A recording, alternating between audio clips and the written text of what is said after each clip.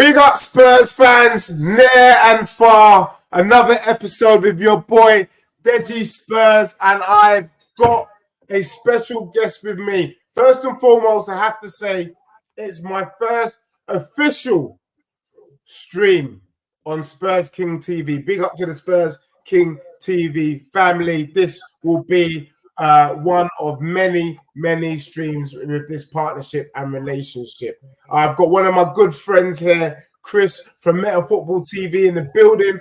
Arthur will be joining us, and hopefully Zeus will be joining us because, believe it or not, this is the last episode for this year of the Blueprint. The Blueprint where we always give you a reflection on the next 4 matches. We don't have 4 games because, bloody hell, with the amount of games that was coming thick and fast last week, we couldn't squeeze the Blueprint in.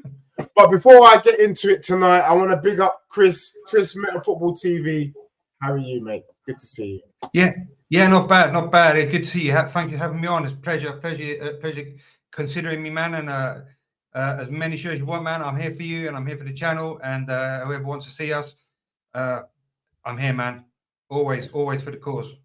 Let's make it happen. Always for the cause. Well, the thing is, Chris, I get completely slapped up and chopped up by some of these cronies, especially one of the biggest cronies here, Artillero in the chat, who's just always sitting there in his underwear. Do you know what I mean? With the fan on, bashing away at the keyboard. You know, but big up to Artillero, big up to Ghost 88, big up to everyone that is in the building. So just so you understand what we're doing tonight, we are going to give you a quick overview. You've heard it already, and then we will then talk to you about the next 3 matches, what we've got coming up.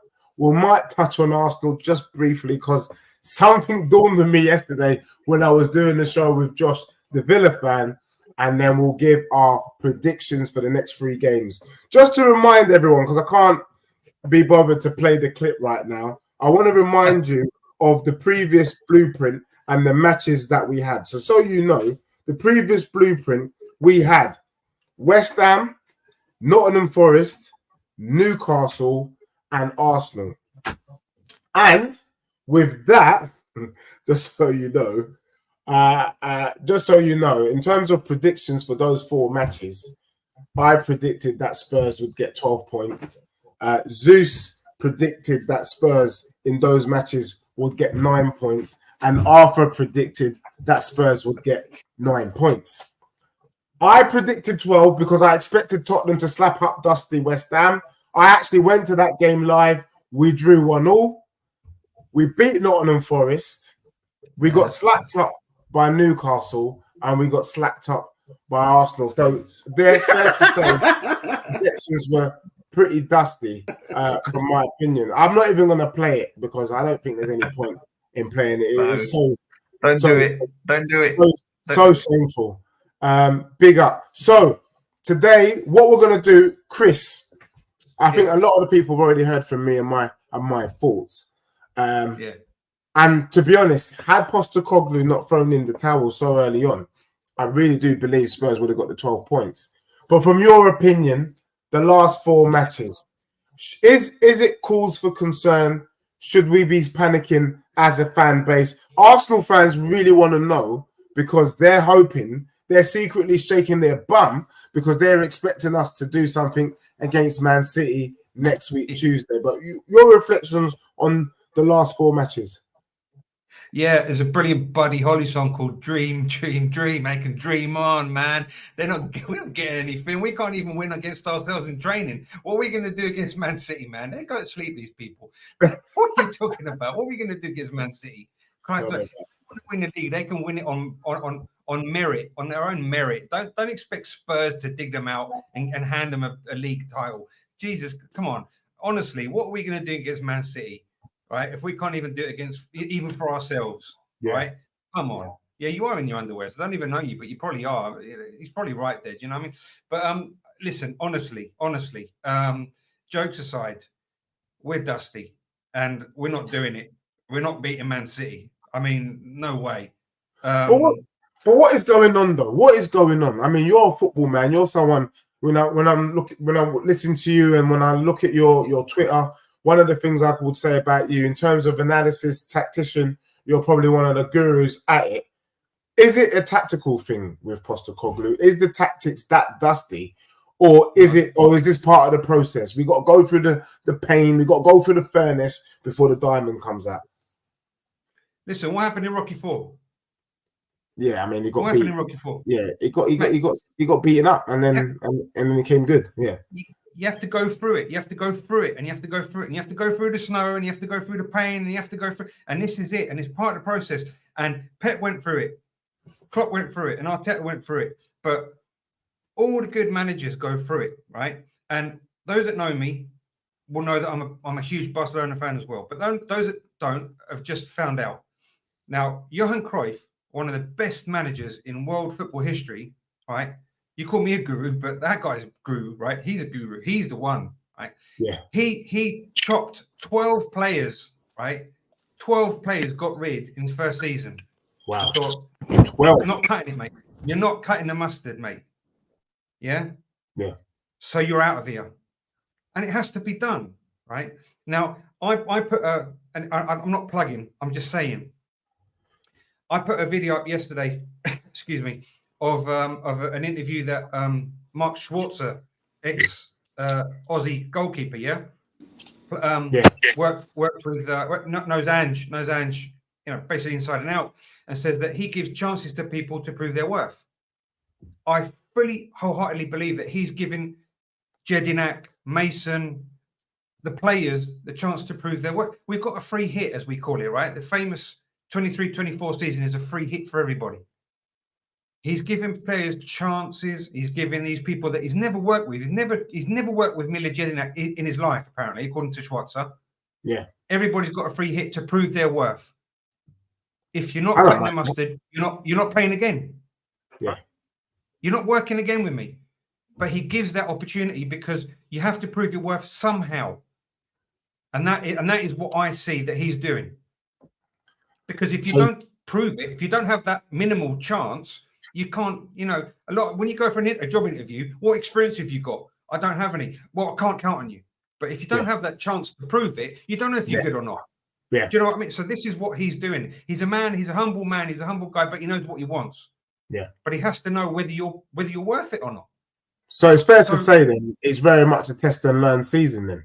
He's testing out the players because, just like, someone might say to you, this network or broadband is crap, but actually your experience of that broadband network might be different. It might actually work.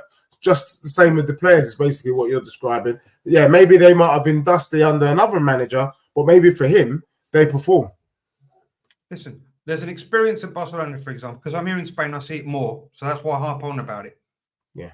Mauricio Pellegrini, Pellegrino, I think his name was, he was a centre-back, right? Yeah. Signed from Van Gaal. Van Gaal, we all know Louis Van Gaal, ex-Man United, ex-Ajax, ex-Barcelona, the Dutch national team. Big up, Zeus. Right? Hey, Chris. Nice to meet you. He was signed by Van Gaal for Barcelona via video, from video footage only. He was awful for us. Yeah. Played two European Cup finals for Valencia. Mm-hmm. And he was brilliant. So it just goes to show how sometimes it works for one and it doesn't work for others, right? Yeah. Then he went on to become a manager in Spain, etc., right? But it just goes to show that sometimes it doesn't work and sometimes it does. But if you're not given the chance, you don't know if you're good or not. Yeah. So no, fair. That's a fair point. Fair point. I love that. Big up to Dan throwing in a super chat already, showing love to the channel. Big up everyone in the building. Make sure you like and subscribe. Spurs King TV, Deji Spurs. This is where we're doing it. It's going to be a big one tonight. Zeus is in the building. Zeus, look, I just want to remind you. I was going to play the video, and then I said, you know what? It's so dusty because our predictions were so crap. But to remind you that the last time we did this show, we had West Ham, Nottingham Forest, Newcastle and Arsenal as our predictions. I predicted Spurs to get 12 points. You predicted Spurs to get 9 points. And in the end, we took 4 points from those 4 matches. On reflection, looking back and looking in particular at our last 4 games, that's what we're talking about now with Chris talking about the fact that maybe Postecoglou is allowing some of the lads to show their worth. And if they can't show their worth, then they need to get out of our club. Your thoughts on the last 4 matches overall? Last 4 matches we have, or the next 4 matches, you mean? Well, we got last 4. The last 4 we've just had. I mean, I know we don't need to talk about West Ham because they're dusty and Nottingham Forest. I want to deal with Newcastle, Arsenal, Chelsea, Liverpool. We've taken 4 bloody L's in a row. We don't need to dissect the game. I don't want a dissection. We've done that to death. What I want is your overall picture before we move into the next 3 games, because there's a lot of Arsenal fans shaking their bum violently in the chat. And the truth is, you need our club. You need our club to pull out a surprise if you want to win the league. Rather than you tapping away in the comments, people at Artillero, get your little prayer beads out, yeah? Get your prayer beads and start speaking what you want my club to do against City next week, Tuesday. Yeah, you need this. But yeah, I think I've been watching a lot of like tactical videos on how do you defeat a low block and that kind of things. And I think all the games that we've played, the last 4, we've had the most possession. So I think, sorry to say, but Ange has been found out to some degree. Like, people are kind of learning what to do against the inverted wing backs. At the same time, though, we're missing, Udogi's gone out, so a lot of our attackers gone. People were hating on Werner, but I like he was, I wasn't expecting him to set the league on fire, but he was doing a job, right? So we're missing some key players, right? But with that said, I think we have to try something different a little bit, right? I was actually reading or watching videos. What do you do against the low block? Or what's wrong with Spurs? Yeah. And literally what's happening is teams set up 2 banks of 4, and then they let us pass it around, and we pass it around, and we pass it around. And no one does anything. And the solution for that is you either go out wide, and wide, Kulusevski is not really that guy. Brendan Johnson is not really that one-on-one dribbler that can beat a man. So that's a team, that's a setup thing. Like, we don't have that key winger one-on-one specialist. So that's something that could happen. Another solution is quick passes, right? Like, you don't let the other team set up, have banks of 4. So that's one way. Another way is just have your most creative players on. So this is most likely Maddison and Lo Celso kind of needing to be on at the same time. And to be fair, Ange did some of that with the substitutions in the last game. So I think if we can see more of that, we should be okay for the next 4. But I would like to see some tactical changes. It looks like Ange is searching right now. What do I do? How do I? Yeah. So I just watched a bunch of videos. He's a much smarter guy than me. Maybe he knows what he's doing all that. But I hope to see some of these how to beat a low block type of things implemented in the next few games. Big up. No, love to that. And look, the beautiful game, big up to Arthur's just come in. The beautiful game, big up to you, because I've got a good friend of mine, Alan, who is a Crystal Palace fan, and he told me about Eze, Elise, and Mateta as a front 3. And I'm not going to lie, I'm going to be doing another show over the summer where I'm literally going to be calling for Spurs to spend 160 mil to bring in Eze and Elise. We need to do a bloody campaign, but I will throw in an extra 20 mil and bring in Mateta at my club, because that front 3 is definitely more sourcing than our front 3 all day long. Arthur, we've just done a quick review. We don't need to go into detail about the last 4 games. We've done that to death. But I just want to get an overall picture before we look ahead, because I actually think, even though this is our last blueprint of the season, this could be the most epic blueprint, either one way or the other. But on reflection, we've taken 4 L's, mate. We've taken 4 L's. Yeah. How are you feeling as a Spurs fan about those L's? I mean, they're not. It's not good. I mean, some of those L's were against Chelsea and Arsenal were particularly painful. But it's not. It's not good. I think, like Iman the other night said, it's suboptimal, isn't it? It's not what we want. But I do still feel like it is what we were all told would happen at some point, right? And I think so. I sometimes I think we make, not us, but collectively, and those watching football and all football fans, not just Spurs fans, we look for stories, right? We look for reasons, we look for narratives, we look for things to make things make sense. it's possible that we could lose those 4 games spread out over the season with similar performances, similar attitude, or similar struggles, but because they weren't bunched together, they're not seen in the same way. And I understand trends, but I do think that Ange has a point here. It's like trends don't kick in after 2 games. Trends don't kick in after 4 games. Trends are something that you have to work long and hard to change, that are endemic within a culture of a club. I don't think the struggles we've had over 4 matches are showing signs of endemic problems within our club. I think what they're showing is that we came up against 3 of those teams, well, actually 4 of them, but certainly Chelsea, Arsenal, Liverpool like to have the ball, right? We like to have the ball, and on our day, we could have won those games on our day. Whereas I worry more. I think I was catching the end of what Zeus was saying. I'm more concerned about how we navigate those teams that give us the ball, you know. And concern, I don't mean like I'm worried that we're not going to figure it out, but that's where we will make the difference, right? Because I think when we're fully functioning, when we've got the players that Ange wants, when what we're doing and trying to do is embedded within the fabric of our team, I think that, you know, we'll get to a point where play Liverpool at the level that they're at 10 times, we'll win 5, they'll win 5, or we'll win 4, they'll win 4, and we'll draw a couple. Because it's that those sort of matches will be like that, because those sort of teams play like that against each other. What I want to make sure is that we are doing the things we need to do to make sure that every time we come up against a low block, that we stay calm, that we find multiple ways of getting around them.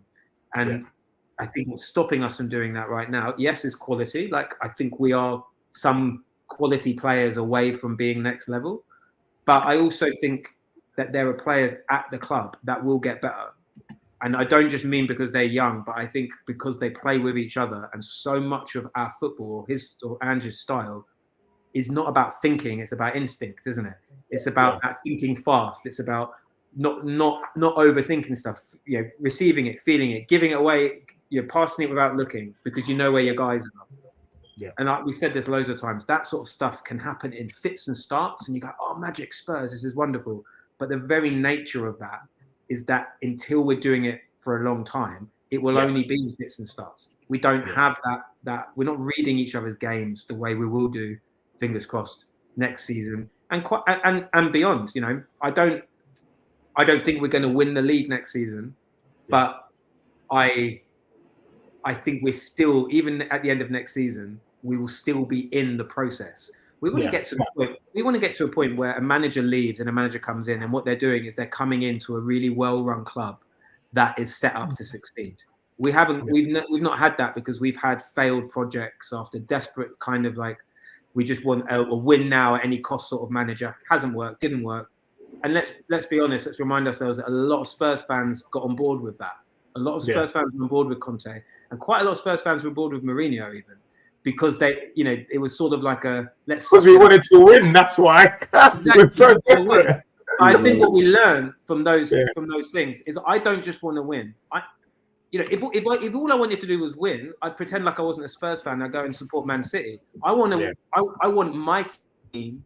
I want to see my team transform itself into something that I can connect with and get behind. And if that takes 3 seasons, I'd rather it takes 3 seasons with Ange than I give up now or I go and support another team that's already done it. Like, this is the journey. Well, that leads me to my next question. But before I ask that question, big up Chris Reezy in the building. He's an Arsenal fan, and thank you for the super chat. It says, yes, we need you to show up against City. That's why we are here showing love to this channel. Keep showing the love. Keep showing the love and keep getting them prayer beads out, Arsenal fans. Shake your bum for my club, because let's be real, whether you like it or not, we're gonna have something to say, and it's about, you need to motivate us. You need to motivate us to turn up against City. Quick question though, and I'm gonna throw it back to Chris, but it's for the whole panel. I've been saying that a lot of these Arsenal fans, Man U fans, everyone's trying to troll me, and I'm like, look, calm yourself down. Klopp is 9 years into the project. Pep, 10 years into the project. Arteta, 5 years into the project. I am giving Postecoglou 5 years. However, You know, Lee Gunner said something to me last week. He said, you know, if you win a trophy, you buy yourself an extra season, like 2 seasons to do something. So the question I'm going to throw to you all is, how long are we prepared to give Postecoglou? For me, I'm expecting, or at least I would like to see, minimum Carabao Cup top 4 finish next season for him to stay in his job. Then the following season, I would like to see FA Cup top 4 finish before season 4 and season 5, Tottenham mounting a genuine title challenge. Now, there is an argument which you're talking about, Arthur, which is there is something called progress. And I still take that. And Postecoglou is the one who articulated this. If you're showing progress, you don't really need to win a trophy as long as we are happy that the foundations, the footballing style, the DNA that he wants to do is being laid. But if he's able to pick up trophies along the way, great. But if he does pick up a trophy, he's just making himself look better. So, Chris, I'm going to throw that to you first.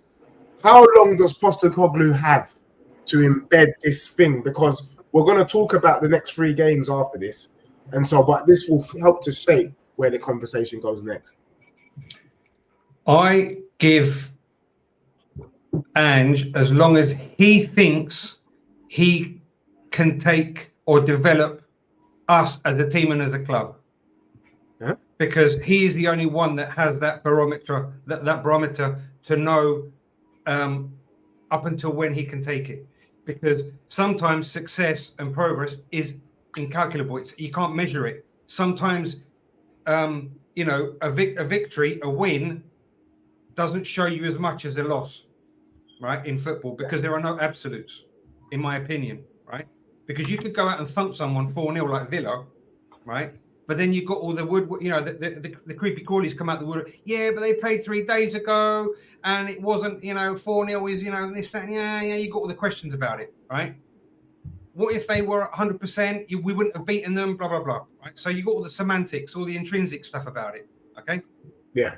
So I give him as much time as he needs. And I don't care if we lose. I don't care if we get thumped 10-0. I don't care, because I have put all my faith and trust in him, because I believe in him as a manager. I like the way he talks. I like the way he handles himself in public. And I like the way that his football idea, which hasn't been, you know, idealized 5 weeks ago, that's how he has been brought up, seeing the game and implementing the game. Because when you become a manager, you have an idea of how you want to play. Then you filter it and you make it work the way you want to see it. Because if you're a defensive manager, you're a defensive manager by default. You might change it, but Ange is not by default a defensive manager. He is an attacking manager, right? And that's how you set up to be whenever you want to become a manager, if you decide to go down that road. Because not all players want to become managers. Yeah. So I give him all the time in the world, right? And that's generous of you, Chris. I'm not going to lie. And as you said before, that's really generous. Sorry, and so if you pick up water, as you say on the way, if you win a Carabao Cup, if you win a League Cup, if you win whatever, like a Conference League, I know that people are going to slate Conference League because it's only Conference League. But if you win that, that's great. But touching on what Arthur said, and big up to you, nice to meet you, mate. If you can set the foundations, and that's why I said I said that as well. That's why I adhere to what Arthur said. If you can set the foundations for your club to be successful, because let's face it, Andrew's 58. He's not going to be here until he's 63, 64, 65. So your club can have an identity, an identity, a way of playing, right? That people know, Jesus, Spurs are coming to town. Geez, we're going to get that sexy football that we had back in the 80s, 90s, right? We've got to watch out, because it doesn't matter what we throw at them. They're going to do something. They're going to do something strange, and they're going to win. They're going to have a good chance of beating us, right? Because they've got an identity. Andy's going to go, and the right manager is going to come in for Spurs. It's not going to just be Mourinho just because, and it's not going to be Conte just because. It's going to be Philbert, whatever his name is, but he's going to be the right manager. Even though no one's heard of him, he's going to be the right one because he fits the identity of what we need. Yeah. And if the blueprint is right, because Angie's setting it and everybody's on board, I don't care what his name is. Yeah. So I give him all the time in the world. Yeah.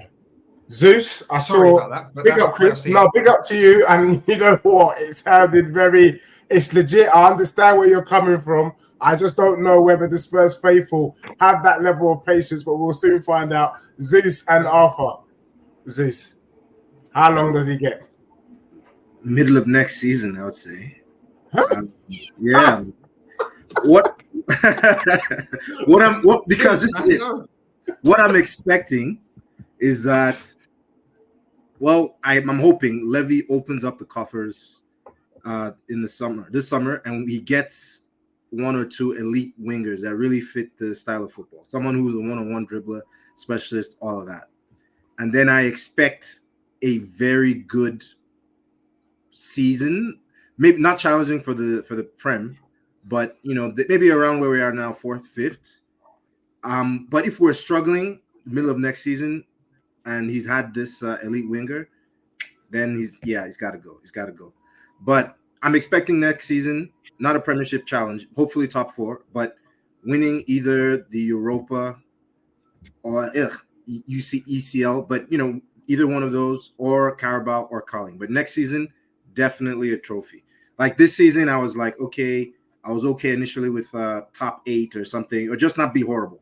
But now I need this guy to show that he's got something, like he's special. You know what I mean? Like it's not progress anymore. It's like now you need to win something when you have the players that fit your system. If Levy doesn't spring and get him a good elite one-on-one specialist dribbler, then I'll soften up a little bit. But if that player comes, then yeah, he's got to deliver trophy-wise. Fair. Arthur. Probably I know it's a question, so I have to answer it. So I shouldn't try and suggest how we should reframe the question. But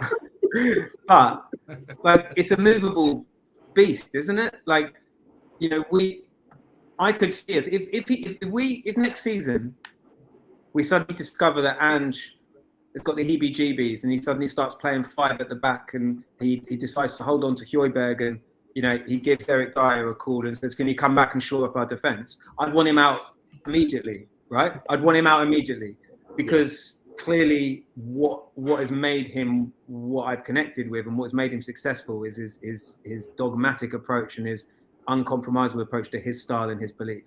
And that is, if he were to lose that, then I'd get rid. If he were to lose that, I'd be done with him, right? Yeah. So, there are so many movable things. I don't think winning a trophy, depending on what it is, winning the League Cup in and of itself is enough for me to be like, yeah, for us. I already think he's the man for us. I know he's the man for us. I know we'll probably get onto this, or maybe you've already spoken about it. Like, genuinely taking the kind of, the banter hat off, I've never felt less bothered about what them lot down the road are doing than right now, because I'm so excited about us. Obviously, I don't want Arsenal to win the league. I don't wish for them to win the league. But if they'd have won the league 3 years ago, I'd have been devastated, because it felt like we had a team that was just obsessed with what other teams were doing, was just obsessed with trying to win at any cost and failing to do so. So it was doubly embarrassing. Trying to do something which is pretty ugly in and of itself, and then failing at it is pretty shit. So right now, what I have is a manager of my club who speaks brilliantly, has emotional intelligence, sticks to his guns, is very clear. I don't know whether the last time I remember having a more clear-cut manager, that if you as a Spurs fan watch his press conferences, you actually learn something about what's going on in his brain, his approach, what's happening with the team. He manages to talk about all the players without throwing anyone under the bus, but also without making excuses. He manages to, and if he can do all the stuff that we see him do, if behind the scenes he's even 50% as good at that, then we're onto something. And if he doesn't win anything next season, so long as I have seen progress, and that is the manner in which, the style in which we play, it's the things that he's pointed out, right? Like, I'm not going to wax lyrical about the Liverpool game. Like, I was as pissed off about it as the next person. But the points he made afterwards were legit. He's made points of going, well, we continued playing. The players continued trying to play the way I wanted them to play. The fact that it wasn't working, you got lots of pundits saying, "Well, change it up," and he's saying, "No, that's not when you change it up. That's when you don't." We want to get to the point where 9 times out of 10 playing like that wins us a game. And if we change it just because we lose a game or we lose 4 in the bounce, then it was never worth sticking to in the first place. So for me, his longevity isn't actually attached to trophies. It's attached to continuing to see progress. I think we will get I think we'll get a trophy in the next couple of years, and I think it will be a significant one. I think we're going to get an FA Cup, a European trophy, or the Premier League in the next 3 years. I do. Fantastic. And I would take that. Like, Come on. do that. But I wouldn't put the time on it. I wouldn't say we've got to be going for the Premier League in 3 years' time, because there's so many other things. So many other things could be happening at play, right? Like, we don't know what. I agree, but I just don't know if our fan base. I mean, you've kind of made That's my a next different question, man. What do I want, or what do I think the fan base? Yeah, because I think the fan base will get on his back a lot sooner than I would. But I also think the fan base won't get on his back as quickly as they've done other people, because he has built a relationship with us. Yeah. Even though there are some people that question it right now. Yeah, we've all been there watching the drudgery football of Conte and Mourinho. But even go a little bit further back, and I remember AVB. I didn't have a problem with him as a person. I felt sorry for him, Andre Villas-Boas. I just wanted to grab him and say, what you don't understand here, mate, is that it's not just about winning. We're Spurs fans. We're not obsessed with winning. If we were obsessed with winning, we'd have all done ourselves. We don't win stuff. But if you go and try and 1-0 and get thumped 4-0, you ain't going to have any time. If you try and win 4-0 and get thumped 4-0, you're going to have time. And that's what Postecoglou is doing. So I give him all that time. So look, and I think fair points. And it moves me to my next question. Obviously, we've got the next 3 games coming up, and I think you've given fair assessments. Look, I think Postecoglou, like I said, needs to be given the time, but I do feel the fan base ain't going to give him that time. So I think winning a trophy will help to just shush some of the naysayers who are already come out to play. The truth is, though, we've had 4 defeats on the trot, and I know all of you are kind of feeling the same pain that I have. Our next 3 games are Burnley, Man City, and Sheffield United. People call me delusional. People say all sorts of things. I just want to place a scenario to your mind, and then I'm going to then look for us to talk about what we think might happen in these next 3 matches. In the unlikely event that Spurs lose the next 3 games, I think that would spell problem for Postecoglou, How does he ride that storm, Chris, and then Zeus? Quickly, just 2 minutes on this. How does he ride that storm? It's in the unlikely event, and then we're going to talk about what we actually think is going to happen in the next 3 games. I'll give you 2 points. It's not going to be funny. Go on. No, sorry.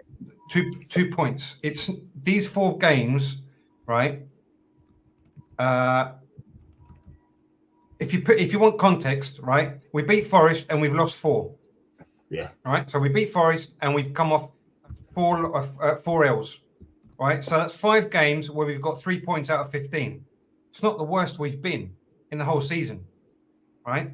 Because we drew Man City, but that's 1 point out of 15 that we've had within the season, because we right. So in a 5-game spell, right, in between a 5-game spell, we lost 4 games and we drew at City. So now is not the worst time we've been, but everybody's losing their marbles, right? So let's put things into context. It's not the worst we've been, but just because it's more recent, everybody's losing the rails. Everybody's losing their marbles, right? But it's not the worst we've been. Second, if he loses the 3 next games, which he won't, he would probably lose 1.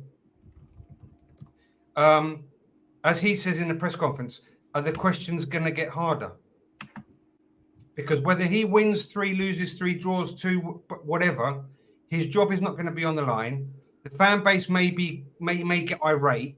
It's not going to change absolutely anything, bar the league position. That's all that's going to change. And if you armchair managers are going to get a little bit miffed, that's all that's going to change. Because that's all that's going to change. That's all that's going to change. Yeah. Because the journey has already been set. He knows where he wants to go and how he needs to get there. Yeah. Yeah. That's all that matters for a manager. He doesn't care about moaning and groaning. He knows what he wants to do and how to get there. The rest is not important. Big up. Respect to that. Zeus, your 2 minutes, and then after 2 minutes, because I'm conscious I'm going to keep, I've got about 3 or 4 questions still to come. So go on, 2 minutes. Big up, Chris, for that. Just want to confirm, Chris, did you say that if he loses the next 3 games, nothing changes? Is that right? Yeah, that's exactly what I said. That's what you said? Okay, I think I'm going to refute that because... Sure, no problem. I think if he ends the season, 3 losses on the bounce. Well, that's 7 losses in a row. 7, yeah. Levy's like, it puts a lot of doubt in Levy, right? Is it Levy or Levy? I don't know how to pronounce it. But it's just the reluctance to splurge on his players, right? It's going to be in there, seed of doubt. And I think, I was before the Liverpool game, I was like, we need to get 7 points to be assured of the, European place. Well, Europa League place. And I don't want to change that now. I was hoping it didn't have to be against City, but looks like we have to get something from them. But to lose all 3, I think 6 is okay. Losing against City is not terrible. But to lose all 3, Levy's going to be like, maybe this is not my guy. I'm going to have to let this guy go pretty soon. So he has to do very well, I think. Yeah. But context is key. I'm sorry to interrupt you, but context is key, right? If you lose for the greater good, you lose everything. If you have to go and live in a tent for a week, you live in a tent for a week, right? As long as your house is being built, you go and live in a tent for a week. And you weather the cold, you weather the rain, you weather the snow and the hailstone. As long as your house is getting built, you weather that storm. And that is what 3 losses will mean, right? It's for the greater good. That is how I see it. But as a businessman, right? Like this guy's like losing games 7 in a row. And then he comes to me and is like, yeah, give me 80 mil so I can buy, I don't know. Eze. We say Eze, something like, I mean, those guys are good. I'm hoping Levy is like, okay, I'm going to get a good player regardless, a big name winger or 2 and spend out 80 or 80 mil, whatever, 80, 70, right? On a big name marquee type of signing.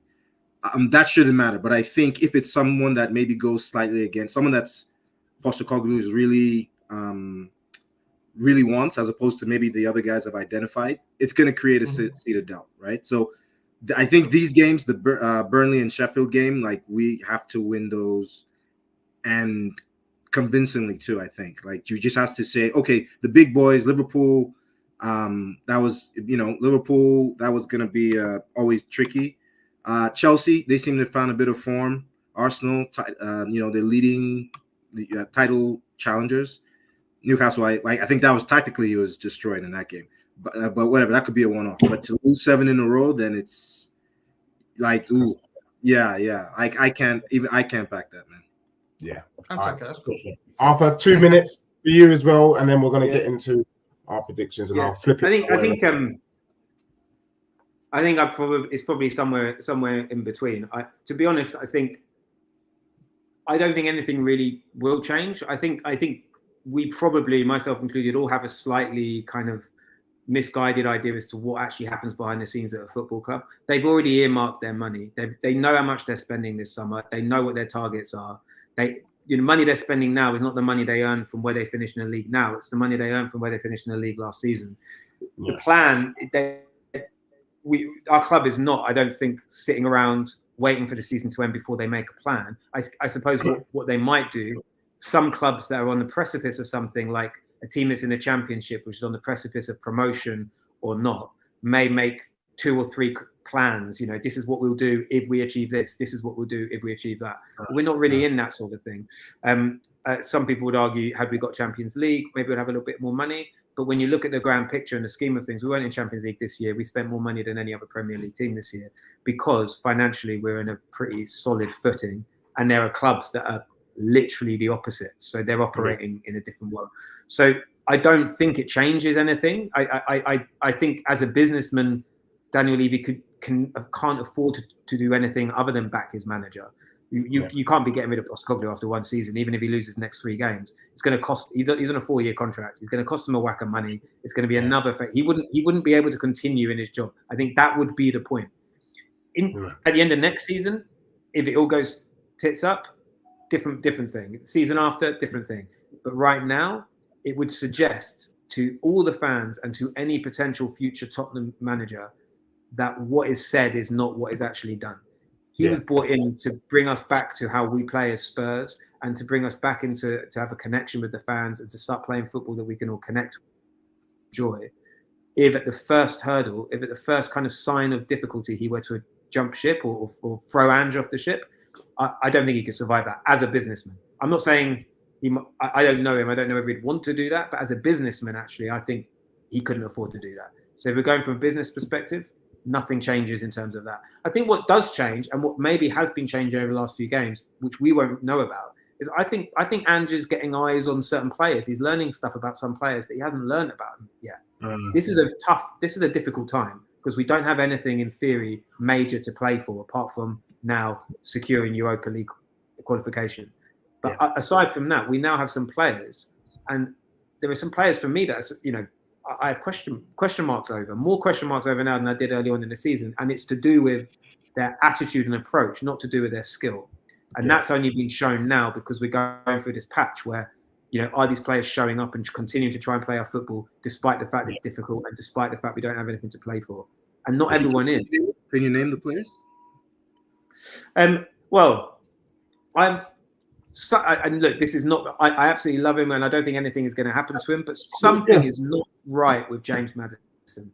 Something is not right, and I'm not saying. And it feels a little bit like something might have happened behind the scenes where he hasn't quite stepped up to his expected leadership role. Where he's either been moping because he's not been playing as many games, or he feels a little bit like something's been happening, which is the complete opposite of all the positivity around him earlier in the season. I don't think anything is. I don't think to be sold or anything. But something isn't quite right there. I think, you know, in terms of it would. I think Bissouma has some question marks over him that I certainly wouldn't have had after the first 10 games. Still think he's a quality player. Again, I'm not suggesting we get rid of these players. I'm just suggesting that he's going to have a greater picture over what can he expect from Bissouma. What can he expect from Bentancur? What can you expect from Kulusevski when you drop him to the bench? I really like Decky, but when Brennan Johnson got dropped to the bench, when he came on, he made an impact. When Decky got dropped to the bench, when he came on, he didn't. And there's something about whether that's an indication of attitude, whether that's an indication of entitlement, that someone's, you know, sitting on their hands and getting pissed off because they weren't in the first 11 they believe they should be. All of these, maybe none of these things are going on, but there's a lot of stuff happening behind the scenes that I think is actually giving Postecoglou a lot of information about what needs to be done. And he was so firm a couple of press conferences ago, just the embargoed section pre-Liverpool game. He said something along the lines of, look, massive change has to happen. I know it, and I know what I need to do. I've known it from the day I've walked in. Even good players might have to go as well, he said. He said what? Even good players might have to go as well. Yeah, players and that was what. This is what made me alarmed, because he said, you know, sometimes it's not difficult. Sometimes they want to go because they're going to play more elsewhere, and we want them to go because he's not playing here. But sometimes, he said, sometimes it's tough because you look at play and go, you're a great fucking player, but we need change. And he actually literally said, sometimes you have to change for the sake of change, because the atmosphere and the environment won't change. Unless you change the people within it. You know, it feels like, and I'm not saying he's suggesting we're going to get rid of Son, you know, but obviously players like Højbjerg, which we kind of knew anyway, had question marks over. But, you know, there might be some surprises in there. I think there will be some surprises in there. And I find all of that I actually genuinely find it really exciting. I'm really excited about hearing how confident and sure he is about what his plan is this summer, and then us finding out what that is. That's exciting for me. For me, no, I agree. No, big up. No, I agree. Big up. And look, I do. I think he exudes confidence, and I think that's why I said we got to give him time. We've got other rival fans shaking their bum like it's a complete disaster, like we're going down like the Titanic. Far from it, mate. And I keep reminding them of what happened in season 1 at their clubs. Do you know what I mean? And I do think he will do a great job for our club. We just have to have time. And I don't know anyone, you know, Spurs fans will say they don't mind going through the pain, and then the pain comes and then they don't like it. It just is a madness. If you genuine and you want to give him time, and he's already warned you there's going to be pain, just like Poch warned us that it's going to be a painful rebuild, let the pain happen, let the rebuild happen so that we can have good times. You know what I'm saying? I want to big up Dan, 30 in the building, dropped another super chat. For me, if we win a cup or come closer points to the top 3 teams, we are not getting turned over. So I agree. People, I like Arthur and my colleagues on the panel tonight. I'm not that bothered about the trophies. As you know, I only give a damn about 2 trophies, Champions League or Prem. As long as we show progress, we're stepping in the right direction. I want to be a few points behind Arsenal next season. It means we've had a good season. If we're 5.6 points off City and Arsenal next season, then we've done well. And we don't need to win the league. We don't need to win the Carabao Cup to cement that as a good season. Our league position in itself will confirm that Postecoglou is starting to work his magic within the squad. Switching it up now quickly, guys, just to contextualize this.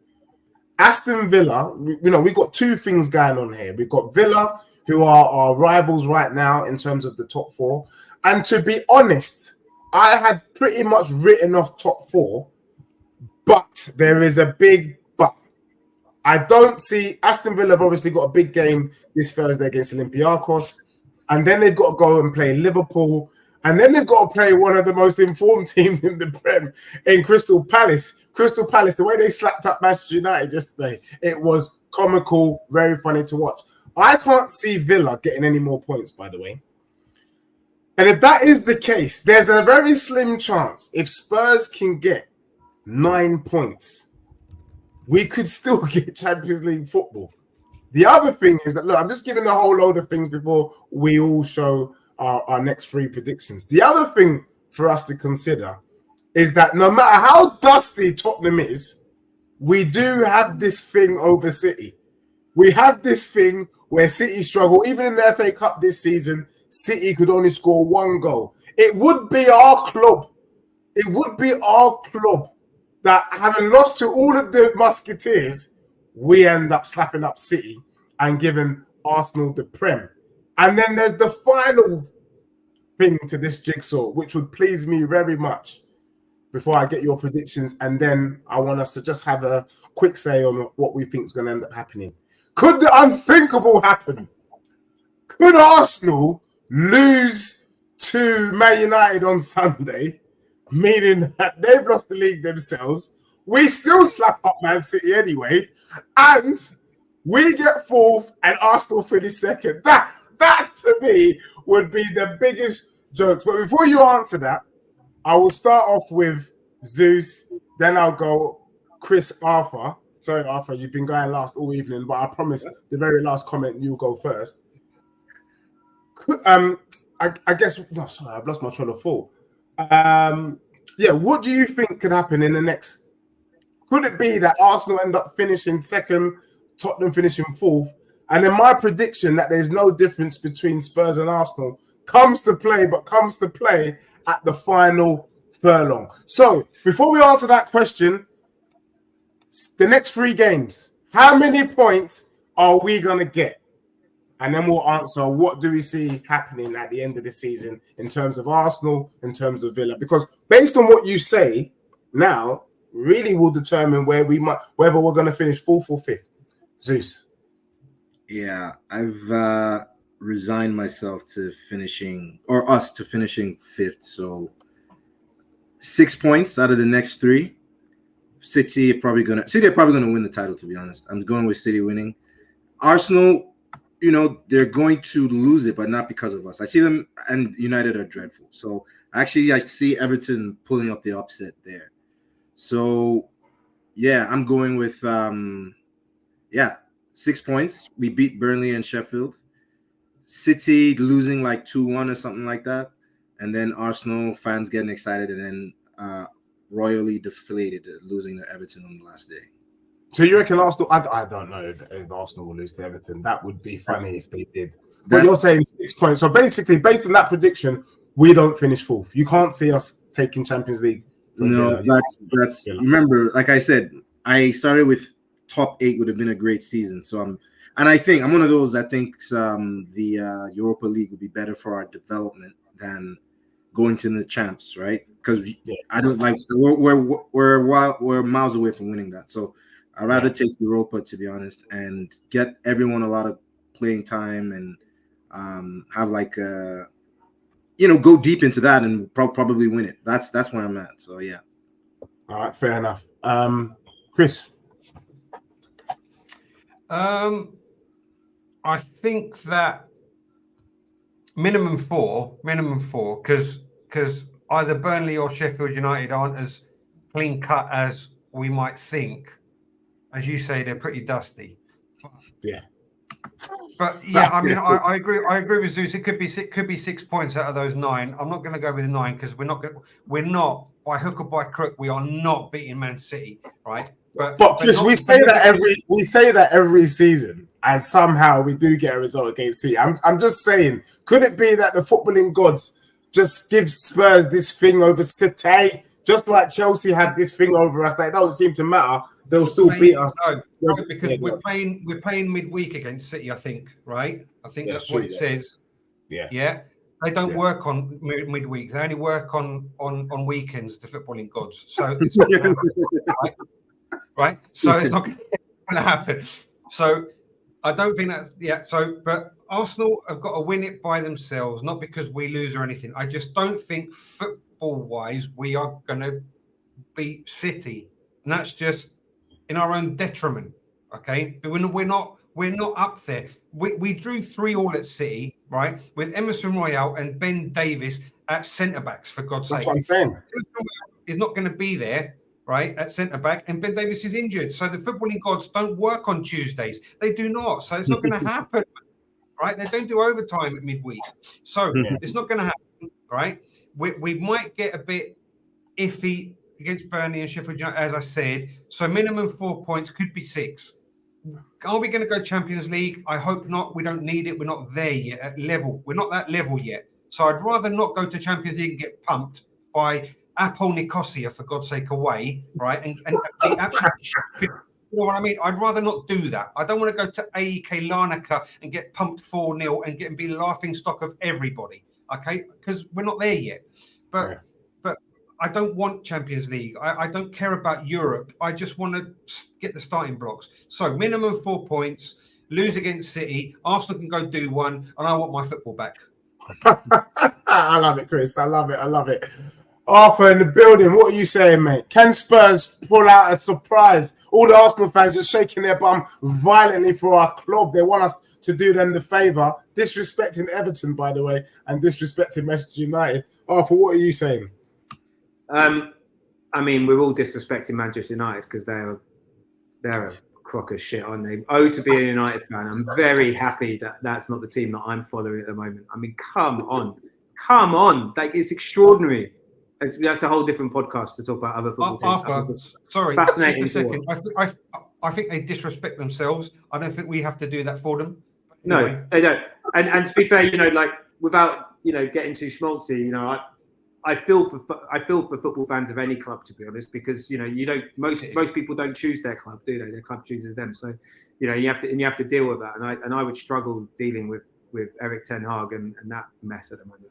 So they actually have some sympathy. Also, that's because I'm not worried about them, so I can sympathise for them. I also think the Champions League quarter-final way back 2019, the midweek footballing gods were really smiling down on us when we beat City with a handball and the chalked off tight offside when Eriksen gave the ball away in the 95th minute.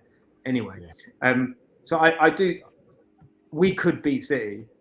That does not mean that I am in any way suggesting we're anywhere near as good as City are as a club or as a team. No, of course not. We're not saying that at all.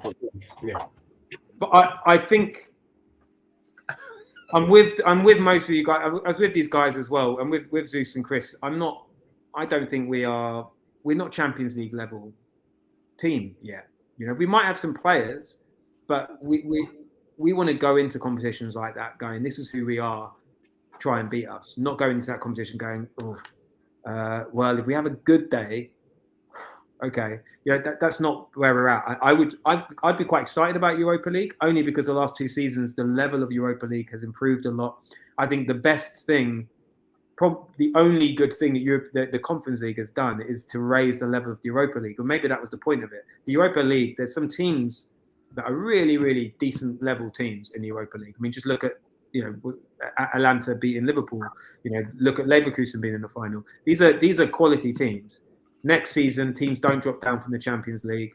Gives a good chance for a team like Spurs, if we're in it, to go far. And I think that is far more beneficial than trying to get out of the group in the Champions League and getting excited with the Champions League theme tune on a Wednesday night. I love it. I love going to those games, but I think bigger picture, I'd rather be in the Europa League, genuinely, for where we're at.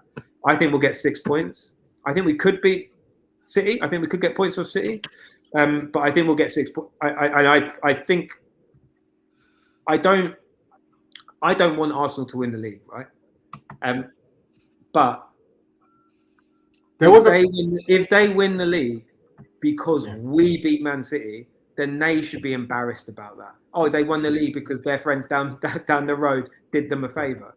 We helped them out. Carry our head in shame for winning a game that no one expected us to win just because it led to Arsenal winning the league. They should carry their heads in shame for having to rely on us beating Man City and doing a job they couldn't do themselves. I don't want. This is probably an unpopular opinion, but I just don't want a small club mentality. I don't care what they do, man. I don't. No, but I get wound up about it because the child in me is still angry about anything. Anytime I see the color red, I want to punch someone. But that's the child in me, right? That's not actually like reality. Yeah. So, in truth, if we are going to succeed or get to anywhere near where I want us to get, we will not be debating about what we are and are not doing, helping out a team. We should be trying to win every single game. I think we'll get 6 points, but I think we'll beat Sheffield United, and I think we'll beat Burnley. And I think they won't. They're not a given because no matches are given. But we should be beating them. Like home against Burnley and already relegated Sheffield United, we should be getting points. We should. I mean, I know my predictions have been a bit wonky. I just have a feeling that this Spurs team, as dusty as they are, and they've been in recent game, they will do the unthinkable and beat Man City. It might be a VAR decision. The amount of times Man City have scored and it's been offside, they've missed penalties in our gaff. Do you know what I mean? Some sort of thing's been happening where Man City just don't get the rub of the green at our stadium. Forget the FA Cup, that was dusty anyway. I can see our club pulling off. If we beat Burnley, I can see our club pulling off a surprise. And you're sorry to interrupt you, mate, but it's very, very important what I'm going to say next, right? And I'm not a polemicist. You gave 12 points on your last prediction, eh? I know, right? I know. Do you know what? We are safe. We are not beating Man City, so everybody, we can sleep tight. We're not getting 3 points off Man City. I think you got. I think you got. There's a point there that you were saying, Dej, and I think obviously 12 points prediction was quite bold, but a big, genuinely, and I'm not hating on anyone because I like him as a player when he's played in position, and I like him for the role that he's trained to play, and it's just not really for our team. But we did not have to factor in Emerson Royal playing left back. We just didn't. And actually, apart from, I think Udogie at left back on form, that game against Arsenal is a different game. I was at the game. I was there. It was a weird first half. That wasn't a 3-0 game on paper to the eye test. You know, we've all spoken about it. There's something like we need to solve a problem like our left back situation. And that worries me against any of the last 3 teams. But I cannot, and I'm sticking with Chris with this one, I cannot believe that Man City won't destroy that side the way that Arsenal and Liverpool did over and over again, unless something happens. And it's not a criticism of Emerson Royal. He's a right back, and he's a right back in a back 4 that plays like traditional fullback, right? He's an athlete. even He's a a right great back. sport player. I like having him in the squad. Genuinely, I think clearly the manager rates him a lot as well in terms of his attitude. And there are a lot worse people to have in a squad than someone like Emerson Royal. And he's done a job with us at centre back. He's done a job with us at right back. Yeah, that's why I'm not going to call him. Yeah, left back with not much help in front of him as well. So I think it's a real stretch to think that City won't destroy us. Look, It is. can I just be real? I actually want City to destroy us because I can see City drawing the game and the title being decided on goal difference. And so for me personally, I would be celebrating if City put 8 or 9 past us. I'm shameless. I would rather take a 9-0 hiding from City than get a draw or do any upset and see Arsenal win the league. I think Arsenal are winning their remaining games. I hate to say it, but I think they are. I think last season I would have winning their remaining games. Well, if we win our remaining games, Arsenal are going to win their games. It's whether are we going to roll over for City. It was a question that someone put in the chat earlier. I would love to see this is the point I'm making. I'm expecting Tottenham to lose to City. In theory, we should lose. But this team is stupid enough and crazy enough to put out their performance against City. That is the point, people. And I will be pissed if we do. But also, Tej, that wouldn't necessarily mean we're stupid and crazy. It would mean we're playing a team who allows us to play the way we want to play, and it just happens on that day we're doing it really well. That's what happened. There's no surprise that people go, oh God, how could you play the second half against Arsenal the way you did, but you couldn't do it against this team or that team? It's because they're different teams. For some reason West Ham have got a number on us, and they have, no matter who our manager is, for some reason they always do a job on us. And it's not because they're better than us, it's because there's something at play there. And actually, I think there's every chance that we could get points against City, because I think the way they play and the way we play, both teams are allowed to do their thing. They are better than us, but I can completely see a world where they have a slightly off day and then we have some worldies. I can certainly see that. I'll be pissed if we have a worldie on Tuesday. I will be going bonkers because I'll be like, where was this performance for the last 4 bloody matches? But look, I'm going to go with you guys. You know what? I think Tottenham is crazy enough to get 9 points. I think we are. Well, I've gone for 6. I'm going with 9. I can see Tottenham getting the result against City. If I were a City fan, I'd be more worried about playing away at Fulham than playing away. I think City fans are more worried about us. It's not this thing about Tottenham and Man City is beyond football. It doesn't make logical sense. We just have look. They've not scored a legitimate goal at our gaff for 7 years. That is a mad stat. Just let that sink in. Even Pep runs joke on it. He says, you know what? I hope to get a win, or I hope to score a goal at Tottenham. That's what he said at the beginning of the season. That was his big wish, was to score a goal at our stadium. So he even acknowledges that we have this hold on City. And sometimes there are holds in football, and the biggest hold in the Premier League is Tottenham Man City. That's the only reason. It's like we're their kryptonite, so to speak. We are. There's no logic to it. We're not going to outplay City. We might just scumbag the thing. We might get a couple of VAR decisions. We might get a couple of penalties disallowed. And somehow, some way, bloody Timo Werner probably scores the last 94th minute winner and we win 1-0. Could you imagine that? And are you going to celebrate if we were to win 1-0? I will celebrate, and then I'll remember that, oh, bloody hell, we've just given Arsenal potentially the trophy. That's the thing. Yeah. So it doesn't make any sense, but I can see a world where Spurs, out of all of the big guns, end up doing it against City. That's just mad. Yeah. I get you. Mate. I do. Big up to Wolfgang in the building. He's sent a super chat in. Big up, Dej. Manu held corn last night. That team, there are 3 dusty teams in my opinion this season. West Ham, United and Chelsea. Dustier than Tutankhamun's coffin. Good for United. Good. I hope they get slapped up even further, even more games this season. Finally, before we wrap up, it's been an absolutely epic debate. Good chat tonight. I've thoroughly enjoyed it. I'm sure we've all enjoyed it. Who wins the league? Who is going to win the Prem? Are we doing Arsenal any favours? We kind of answered it. Who wins the Prem? Who's getting the Prem? Who's finishing second? And finally, I think you've said it already, but can you just confirm who's finishing fourth? And lastly, if Aston Villa was to win the Conference League, does fifth become a Champions League spot?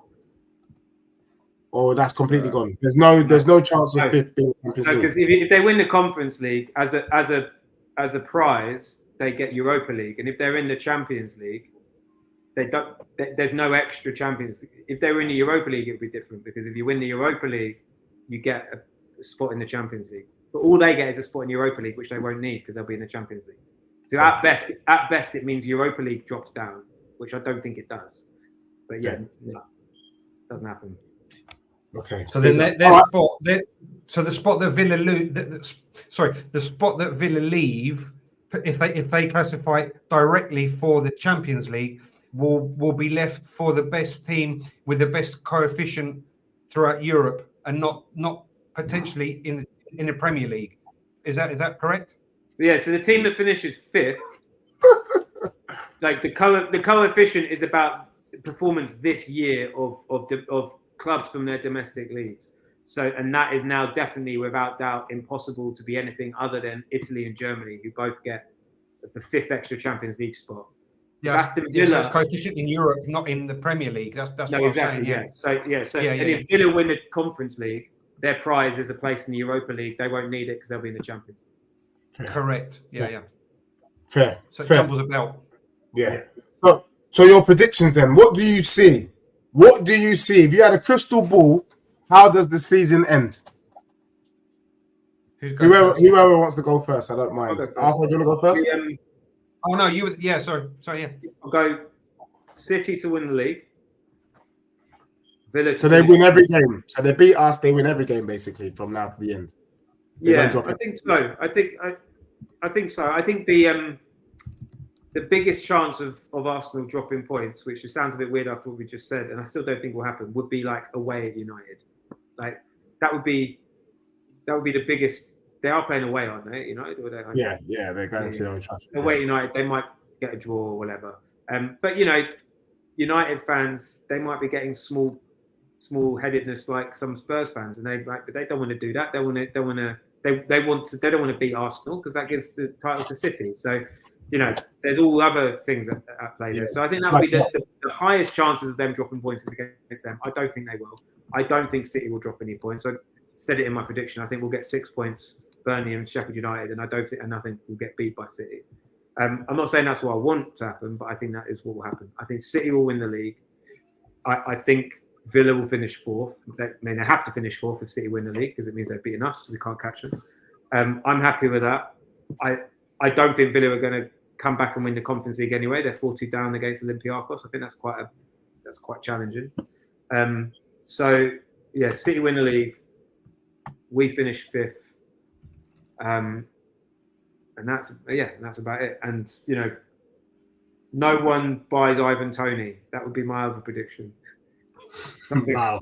That's crazy. Next season, Ivan Toney. If he's available, we got to go for him. I mean, that will be the last bit I'll talk about, but we got to go for Ivan Toney if he's available. But Zeus, Chris, what crystal ball? What do you see happening between now and the end of the season? Because this is the final blueprint. We're going to come and reflect on it, but we can't predict anymore because the season will be over. Yeah, I mean, pretty much same as Arthur's.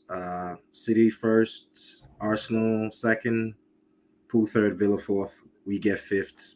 The only thing that really changes from now until the end of the season is that Chelsea moves up to sixth place, which is not a big, which I don't really care about, to be honest. But this is it. Like, it's pretty much done. A bit of a not sad, but it's the season kind of ended when we lost to Newcastle 4-0 and whatnot. Like, that was it. Like, so it's just petering out. So sorry to say. Yeah, fair. Chris?